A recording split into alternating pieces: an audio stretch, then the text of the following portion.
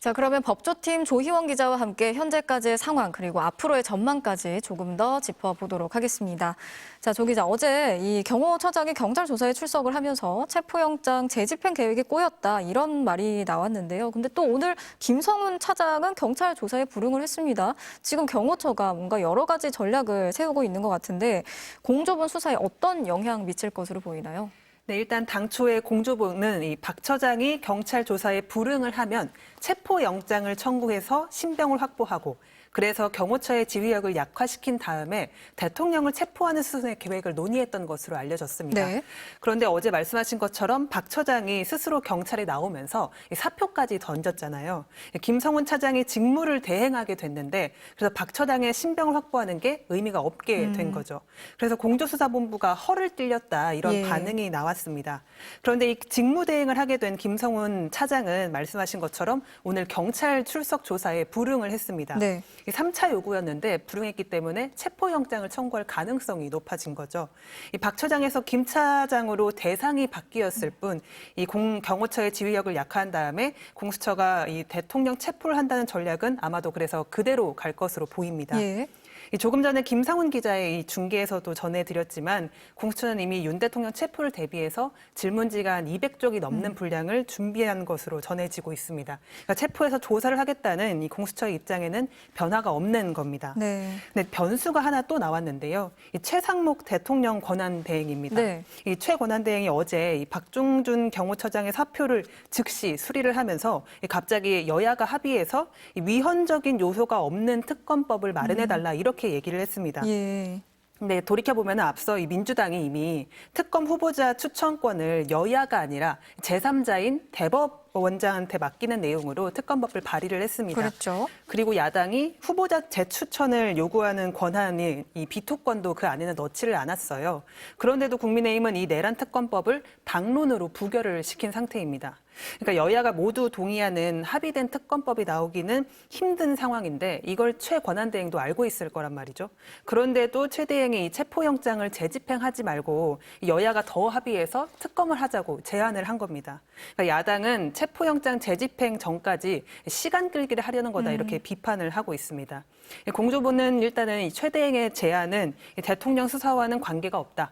우리는 하던 대로 하겠다 이렇게 얘기했는데요. 그러니까 정치권은 정치권대로 논의하고 수사는 수사대로 진행하겠다 이런 입장을 세운 것 같습니다. 예, 지금도 뭐 시간이 너무 많이 흘렀는데 그 재집행에 들어가면 경호처가 예전보다 더 강경하게 나올 것이다 이런 분석도 나오고 있지 않습니까? 이미 지금도 뭐 상태를 보면은 굉장히 치열하게 막아놓은 상태잖아요. 어떨까요? 더 힘들어지지 않겠습니까? 맞습니다. 일단 경호처가 지금까지 파악된 것만 봐도 공간 구역 입구에 이 버스를 여러 대로 주차를 해놓고 네. 외부 울타리에는 지름이 한 60cm 정도 되는 철조망을 설치를 한 것으로 파악이 되고 있습니다. 말 그대로 그냥 요새화를 해놓은 상태인데요. 그렇죠. 이 1차 집행 때 일부 인력이 개인 확인까지 지참했던 걸로 공수처가 확인을 했잖아요. 네. 그래서 2차 집행 때 이거를 사용하는 거 아니냐 이런 우려도 나오고 있는데 최근에 확인해 본 결과 경호처 내부에는 일단 확인을 쓰지 말자는 그런 지침이 내려진 것으로 전해지고 있습니다. 일단 경호처가 가용할 수 있는 인력이 한 700명 정도 되는 걸로 알려지고 있는데요. 무기 쓰지 않고 이 인원을 중심으로 최대한 막겠다는 방침을 세운 것 같습니다. 공조본도 일단 2차 집행 때는 1차보다 강경 대응하자는 전략을 세운 걸로 전해지고 있습니다. 네. 일단 윤 대통령 체포는 공수처가 하고 그리고 경호처 인력 체포는 경찰이 주도하기로 이제 역할을 배분을 했는데요. 어제 경찰이 오후 2시에 이 경찰청 국가수사본부 특별수사단에서 수도권 4개 경찰청 광수단의 수사 책임자 전체 회의를 열었습니다. 약 2시간 동안에 이 경호처 직원들을 현행범으로 체포하게 될 가능성을 염두에 놓고 전체 회의를 한 것으로 전해졌는데요. 예. 일부는 실제로 관저 인근을 답사도 한 것으로 전해지고 있습니다. 그리고 경찰이 이미 앞서 8일에는 수도권 4개의 경찰청, 그러니까 서울청, 인천청, 경기 북부청, 경기 남부청에 이제 수사관 동원 지시를 내렸는데요. 예. 여기서 동원될 인원들을 전부 다 합하면은 1,000명에서 한 1,500명 정도 될 것으로 전해지고 있습니다. 1차 집행 때 보면은 관저 주변 집회에 경찰 기동대 2,700명을 동원하고 대통령 체포에는 경찰 특수단 120명, 공수처 수사관 30명만 동원을 했는데 예. 2차 집행 때는 약 인원을 10배 정도 늘리게 되는 겁니다. 그렇네요. 공조부는 일단 장기전도 검토하고 있다고 전해하고 있고요. 오동훈 공수처장은 일단 체포영장 집행을 막아서면 예. 경호관이든 국회의원이든 현행범 체포하겠다 이미 경고도 한 상태입니다. 네, 보면 체포영장 재집행 준비는 지금 어느 정도 마친 것으로 보이는데 이제 결심만 남았다 이런 말이 나오고 있거든요. 근데 이런 가운데 윤 대통령 측도 계속해서 지금 입장을 내놓고 있어요. 맞습니다. 윤 대통령 측이 어제도 입장을 냈었는데요. 박종준 경호처장을 불러 조사하는 게 국가 안보에 중대한 위해를 자초하는 것 이렇게 주장을 했습니다.